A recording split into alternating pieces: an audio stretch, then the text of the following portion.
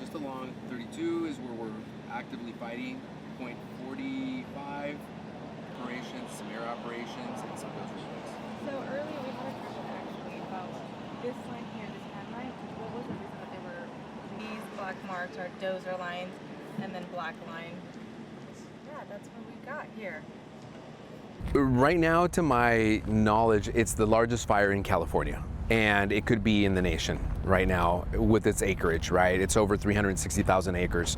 So right now it's a very large fire. It's the biggest fire in California. So we are putting all our resources and ordering as many as we can to come and combat the fire.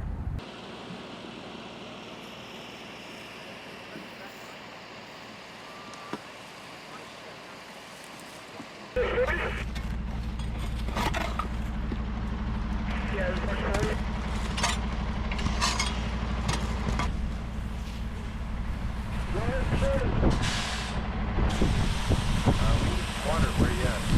We're just, there's no one back here with water, so you take what you need and then send them down here when they get there.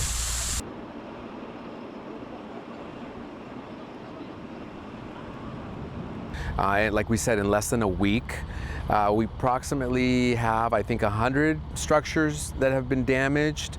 No casualties, no injuries so far, so it's very successful on that end. Right now, what we're anticipating is the weather is going to start rising in temperature, so that's going to present a challenge in itself, right, with our firefight. Our tendency is probably going to be that we're going to see the fire grow a little bit.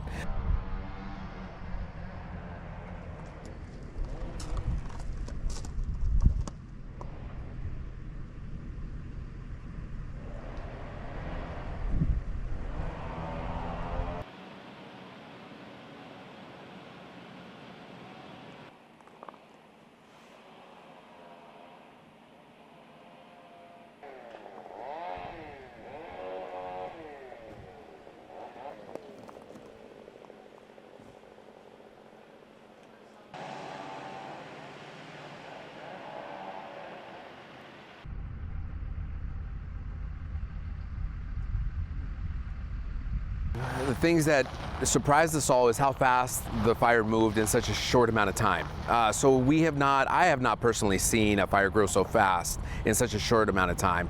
We can kind of say that there was a lot of fuel in the area where the fire started, and coupled with the winds, where we've seen a little rise in wind, over the previous fire seasons, that I think it was just the right recipe to get this fire going and going really quickly.